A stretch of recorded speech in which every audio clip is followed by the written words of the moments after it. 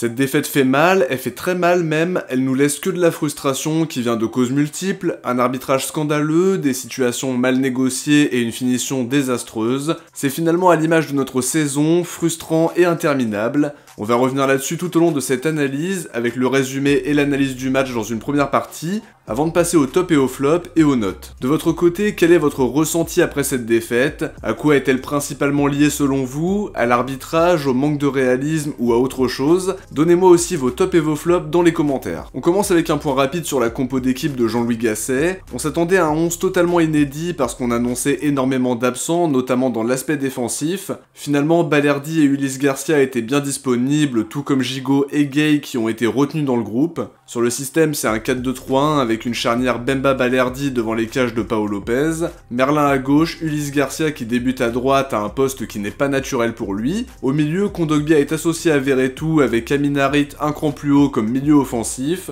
avec Enrique à droite, Aubameyang à gauche et Iliman Ndiaye dans l'axe même si ça a tourné entre les deux. On passe tout de suite à l'analyse en commençant par la première période qui a été très bien abordée côté marseillais à mon sens. On a montré de très bonnes choses sur les 20 premières minutes en étant très présent dans les duels, avec de bonnes intentions dans l'aspect offensif. On a réussi à garder le ballon sur pas mal de séquences et je trouve que globalement on est bien entré dans notre match. On a vu des imprécisions techniques de la part du PSG avec des pertes de balles évitables dont on a tenté de profiter. Côté marseillais, les intentions offensives étaient bonnes mais on a manqué de justesse dans les derniers mètres. On a eu quelques situations, notamment celle en début de match avec Danilo qui est très proche du contre son camp sur un centre de Verretou, la frappe d'Aubameyang qui n'inquiète pas Donnarumma alors qu'il est très bien servi par Kondogbia, il y a la frappe de Verretou qui passe pas loin du tout avec Donnarumma qui est obligé de se déployer. On peut aussi citer le 1-2 entre Kondogbia et Luis Enrique, mais Kondogbia rate la passe pour Aubameyang, preuve que ce qui nous a manqué dans cette première période, c'est la justesse dans les zones décisives. Les frappes de Kondogbia et de Luis Enrique un peu plus tard n'ont pas donné grand chose non plus. Côté parisien, les situations ont été un petit peu plus franches.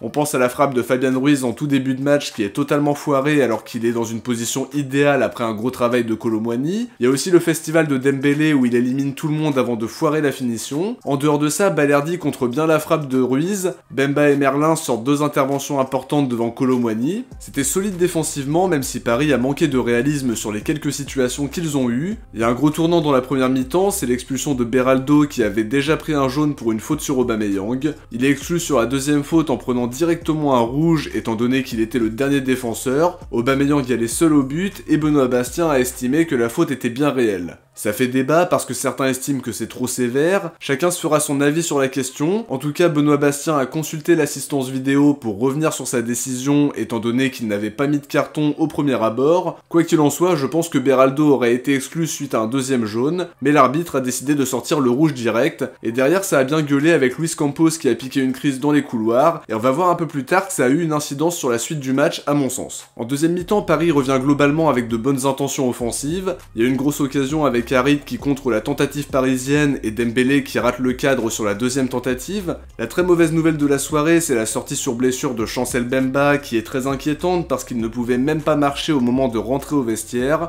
On espère que les nouvelles seront bonnes mais c'est très préoccupant et on va voir qu'il y a eu un match avant et après la sortie de Chancel Bemba. Dans la foulée, Gigot le remplace et sur l'action qui suit, Merlin se jette sur l'attaque parisienne. Dembélé est trouvé sur le côté droit, il embarque Balerdi dans son mouvement et derrière Vitinha a tout le luxe d'ajuster dans la surface pour ouvrir le score à 10 contre 11. Le début de deuxième période n'est pas bon, je trouve qu'on met pas le pressing nécessaire alors qu'on est en supériorité numérique, et le but vient jeter un énorme coup de froid. À côté de ça, on dirait que Benoît Bastien et le VAR ont décidé de compenser le rouge contestable de Beraldo en annulant le but de Verretou. Ils ont considéré que Luis Enrique était hors jeu et gênait Donnarumma. C'est vraiment pas le cas et on a vraiment l'impression que c'est une compensation après le rouge donné à Beraldo qui a mis tout le board parisien en grande colère. C'est un contre son camp, Luis Enrique est à 3 mètres de la trajectoire du ballon, et l'assistance vidéo n'est même pas utilisée, c'est juste honteux. Le scandale arbitral ne s'arrête pas là, il y a potentiellement une main d'Asensio sur laquelle l'arbitre ne s'est pas arrêté, la sortie de Donnarumma qui est plus que contestable parce que c'est un point dans la gueule de Gigot si on veut parler cru. Bien sûr, on peut pas s'arrêter uniquement là-dessus parce qu'on a eu des occasions,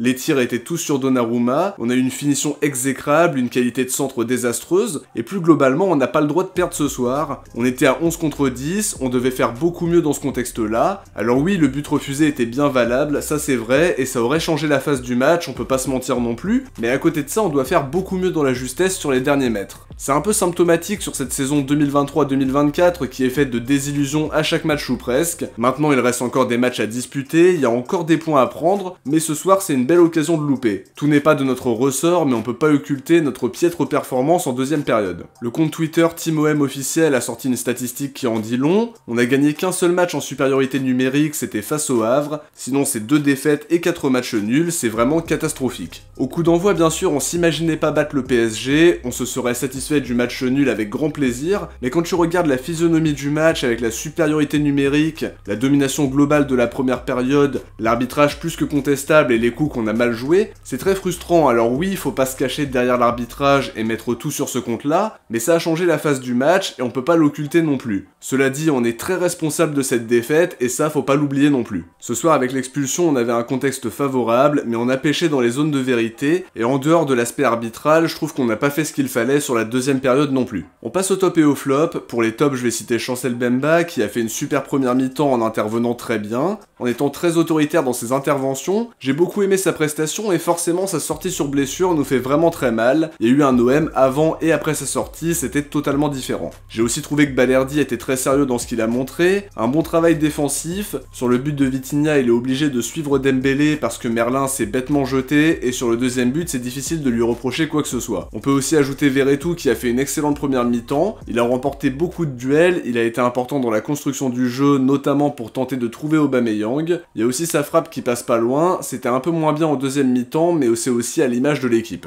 Pour les flops, on peut citer Ulysse Garcia qui n'a pas été si catastrophique défensivement à mon sens, mais son impact offensif était largement insuffisant. Évidemment, c'était pas son poste naturel, mais ça manquait cruellement de justesse dans les passes, dans les centres ou dans sa conduite de balle. Gigot n'a pas fait d'une bonne entrée non plus, il est malheureusement impliqué sur le premier but juste après son entrée et n'a pas été spécialement rassurant, c'est à l'image de ses dernières apparitions. L'entrée d'Unai n'a pas été très réussie non plus, pas vraiment déterminant devant, c'est sa tentative ratée qui permet à Paris d'enclencher la contre-attaque pour mettre le 2-0. Je vais aussi citer Amin Harit qui a encore eu des occasions pour se montrer mais qui échoue toujours dans l'aspect décisif, il n'arrive pas à se montrer impactant à la finition ou à la dernière passe, ça commence à être fatigant. On peut ajouter Iliman Ndiaye qui a été très timide ce soir, ça avait plutôt bien commencé mais il a perdu progressivement de l'influence, au point de devenir totalement invisible jusqu'à sortir à l'heure de jeu remplacé par Faris Moumbagna. On enchaîne avec les notes, 4 pour Pau Lopez qui n'a pas eu grand chose à faire, sur le premier but c'est compliqué de lui reprocher quelque chose mais sur le deuxième je pense qu'il tarde trop à sortir, il sort un arrêt important mais en dehors de ça sa prestation n'a pas été mémorable. 4 pour Garcia qui n'a pas été si incohérent défensivement même s'il n'a pas surnagé non plus, offensivement il a été très neutre pour ne pas dire mauvais, des centres qui n'étaient pas bons et une conduite de balle qui laisse clairement à désirer. 7 pour Chancel Bemba qui a fait une super première période avec de l'autorité dans ses interventions, un contre hyper important devant Kolo Muani pour nous éviter d'être menés 1-0, sa sortie nous a fait beaucoup de mal et forcément ça pèse dans la balance. 6,5 pour Balerdi qui a fait un bon match, il a été important par ses interventions, solide dans les duels et globalement il a bien tenu son rôle. Il est sorti à une vingtaine de minutes de la fin pour faire rentrer Unai dans l'objectif d'apporter plus le danger. 6 pour Merlin qui a été plutôt intéressant pour son premier classique, il y a des interventions importantes, il y a des montées impactantes comme son centre qui était tout proche de tromper Donnarumma, il a été à la hauteur de l'événement d'après moi alors que sur son côté il y avait quand même Dembélé, en revanche il se jette sur le but du 1-0 et ça oblige Balerdi à défendre sur Dembélé alors que Vitinha est seul dans la surface. 7 pour Verretou qui a certainement été le meilleur Marseillais sur la première période, important dans la construction du jeu, précis dans ce qu'il a entrepris, une frappe qui passe pas loin en début de match et globalement je l'ai trouvé très efficace à la récupération. 6 pour Kondogbia qui a été très bon en première, pas hyper impactant dans le jeu offensif, mais défensivement il a fait un gros travail sur la première période, en baissant un peu en régime sur la deuxième.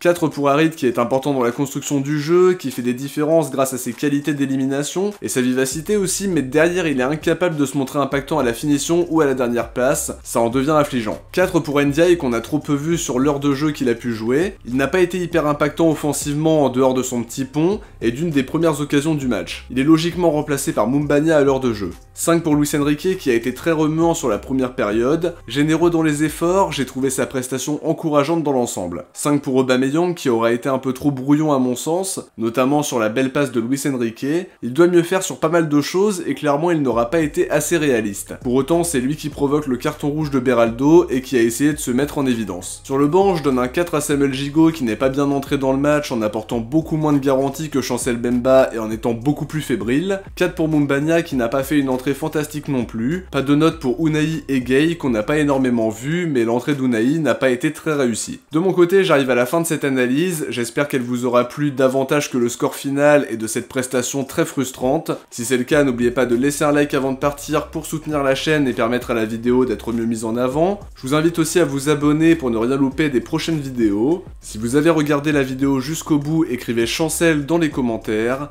De mon côté, je vous dis à très vite pour des nouveaux contenus sur la chaîne dans la semaine. Ciao, portez-vous bien et surtout allez l'OM.